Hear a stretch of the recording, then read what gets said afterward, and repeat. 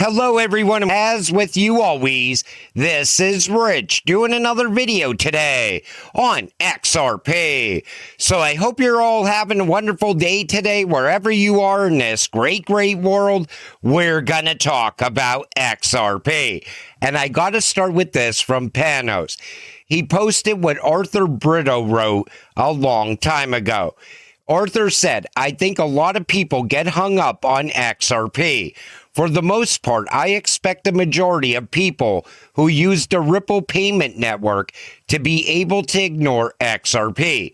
XRP will just be the hidden plumbing. For as long as I've been holding XRP, people always said, by the time we get to mass adoption, even the haters will be using XRP, and they won't even know that it's happening.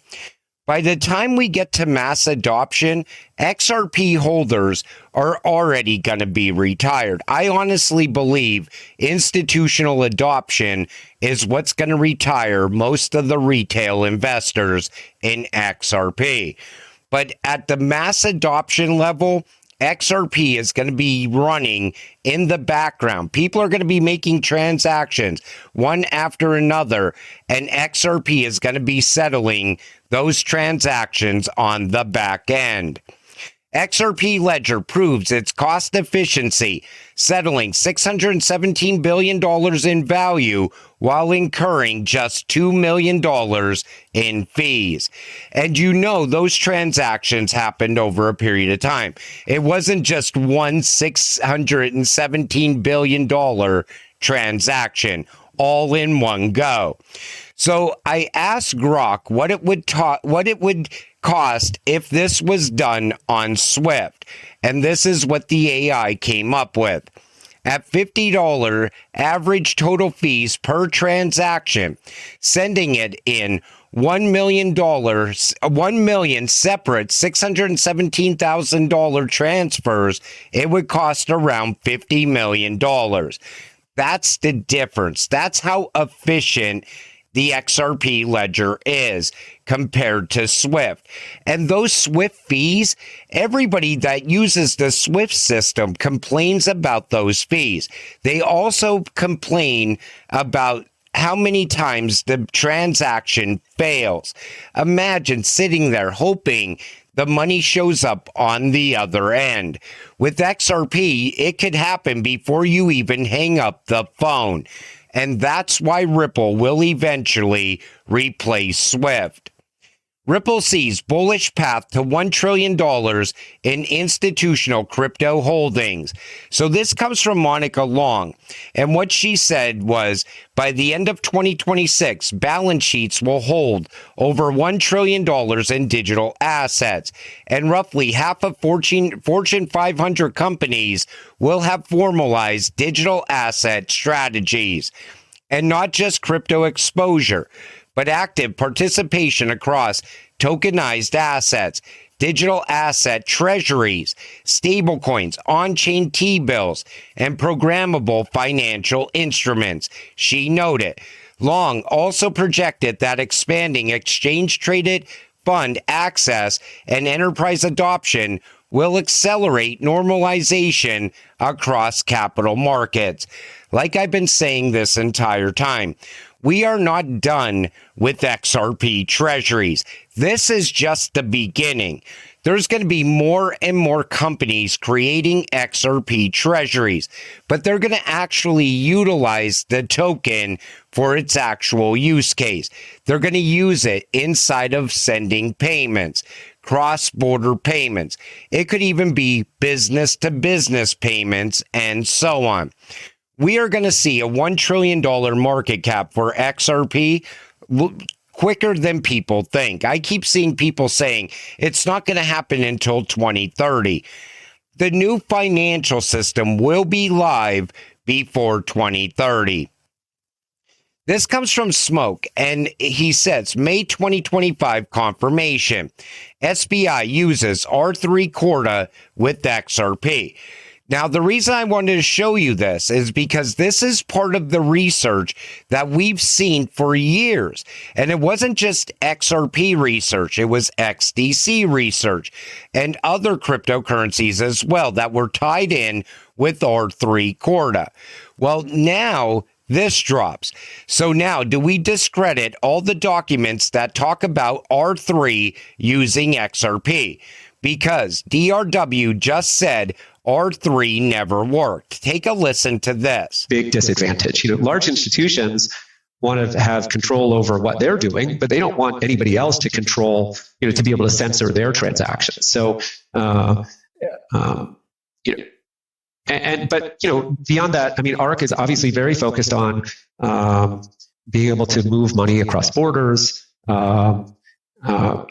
It's not entirely clear to me how they're dealing with the privacy issues, because a lot of people moving money around are concerned about that. And for instance, some of the entities that do cross-border transmittance facilitations using blockchains find that as soon as they move dollar stablecoins to Mexico, that the Mexican peso all of a sudden moves because everybody knows what's coming next, which is just highlights the problem that happens on these when things are completely transparent. It's interesting. Do you remember, this probably was either 2014 or 15. Do you remember one, which was tried by the various banks? Yeah, I think it was R3. But yes, was it R3? I knew it was R something. Okay. Yeah. Okay, R3. It never worked. For reasons you just said, right? Yeah. 100%. So I am surprised. We do own Circle, but I was surprised that they were going to try that again because it so clearly didn't work. Now, maybe. So R3 never worked. So a lot of people right away would argue, what does this guy know? And is he pissed off about R3? What's his intention here? But Cyprus says, yeah, let's totally ignore the CEO of DRW, one of the world's largest principal trading organizations who facilitates transactions with the DTCC. So does it work or doesn't it work? Nobody really knows for sure. And I'm sure we're going to see other news drop about this over the next couple of days. But I will keep you up to date on that as well, because R3, that was talked about as long as I've been an XRP holder. And people always said the key to ISO 222 is through R3 Corda. But did it shift from that? Is it now more about RippleNet and Stellar and maybe XDC more than it's about R3? We really don't know yet. Native XRP lending amendment enters validator voting following XRP Ledger version 3.1.0 release.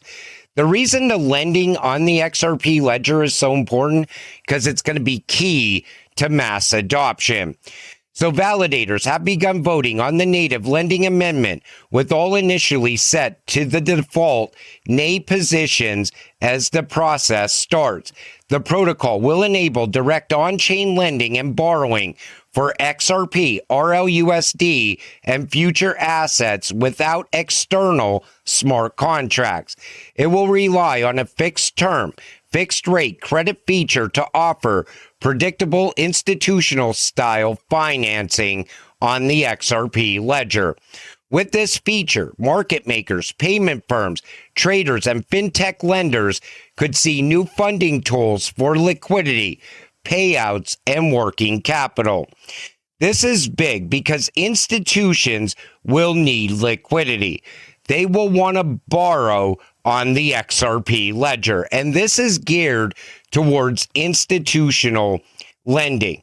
But I remember Vet said that this would also be extended to retail investors as well. I want to see if this gets approved or not. I'm pretty sure this is going to get passed easily. 21 shares. Ask Grok for XRP price in 2026. Here's what gets me. We see these predictions for Bitcoin, Ethereum. Bitcoin's going to $1 million.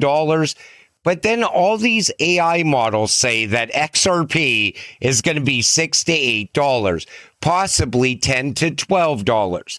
But this one's a bit different. So skepticism soon followed. Popular X user Scam Detective publicly bet Grok $100 in Bitcoin that XRP would not reach $10 by the end of 2026. Interestingly, Grok accepted the wager, agreeing to pay $100 in Bitcoin if XRP fails to hit $10 in 2026.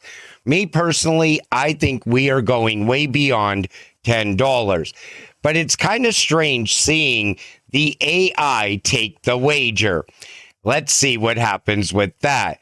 But these AI models, it's like they're way too conservative when it comes to XRP. And anybody out there that's thinking about selling their XRP, they should watch this first. Potential Trump Federal Reserve nominee Judy Shelton suggesting back to the future approach utilizing a gold standard in a cryptocurrency type of way. Take a listen to this. Would returning to a gold standard help the U.S. economy? Can you talk a little about your thoughts on that? Well, I would say I don't see it so much as returning, but more of a back to the future. Okay. I think that what a gold standard stands for is monetary discipline for its own sake. That is, if money is supposed to be a unit of account and a reliable measure and a dependable store of value, it really shouldn't be subject to who's the chairman of the Federal Reserve. And I think that money needs to be stable and provide the foundation for productive economic growth. And when money is just a variable that financial markets toss around, or it's part of a derivatives formula, or it's part of someone speculating on currencies, it's not serving the private sector in the sense of providing that reliable unit of account so you can make plans. And under a gold standard, you did have that stability, and I think that's what's missing. And so I like the idea of a gold standard. I mean, it could be used in a very cryptocurrency way. The point is, do you have a unified money system so that when you talk about the international marketplace, everyone is playing on a level monetary playing field? And it's very important to have a rules-based approach. And that's why I'm advocating that we need to look at the virtues of a gold standard and try to come up with something much closer to matching those. And then I think we would have more solid economic growth. And think about it like this. When she said in a cryptocurrency type of way, the first thing I thought of is backing the digital dollar with tokenized gold. That could possibly be one path to getting there, or just back a digital currency with gold, period. But then it always comes back to XRP is going to be backed by gold. You don't want that to happen. XRP is going to be moving the value of gold because it's going to be moving every single country's stable coin or central bank digital currency, depending on which direction that country goes in. But the fact that she also said level playing field, that's something that Brad Garlinghouse says all the time. You honestly think Judy Shelton doesn't know the path that we are on? I'm telling you, XRP is the future. This is why you don't sell your whole bag. This is why you don't rush to sell your crypto for useless fiat dollars. We are going back to the gold-backed system. That's why all these countries have been stockpiling gold. Top 10 ranking for cross-border payments. Ripple establishes itself alongside the global heavyweights. And if you look at the list that they have here, they have Ripple at number 5. SWIFT is at number 2, and Western Union is number 1. Here's the thing, though. Most people keep forgetting that the customers that use Western Union, that use SWIFT, that use these other options, they're not happy customers. And then you see D-Local on there and Thunes. Both of those are Ripple partners as well. Same thing with Neum. But when you have an alternative that's fast, cheap, and you know the money's going to show up on the other end, people are going to use that option instead of SWIFT, instead of Western Union, and other options that are out there today. I expect Ripple to quickly become number 3. Then it will go on to be the number 1 solution for cross-border payments. It's just a matter of time. Many new XRP accounts opened in 24 hours is a great signal in favor of bullish investors. So we keep seeing all these new wallets showing up. And you see it right here. In a brief period of time, XRP Ledger recently recorded the creation of 3,203 new accounts, which is a significant increase in network adoption compared to recent baselines. I think it's because people are now coming in on the dip. I think people want to get invested in something that they could see being very big very soon, because we all know a run-up is absolutely coming. It's just we don't know exactly when it's going to happen. But people position ahead of that. You don't ever want to be that guy trying to buy in halfway up a massive green candle. I'm telling you, there is going to be so much regret when XRP hits double digits. You're going to see Bitcoin maxis. They're going to be crying all over X. Don't worry, it's coming back down. Don't worry, there's no chance of it flipping Bitcoin. You're going to see that everywhere as XRP continues to go higher and higher. And this could be that run where XRP finally flips Bitcoin.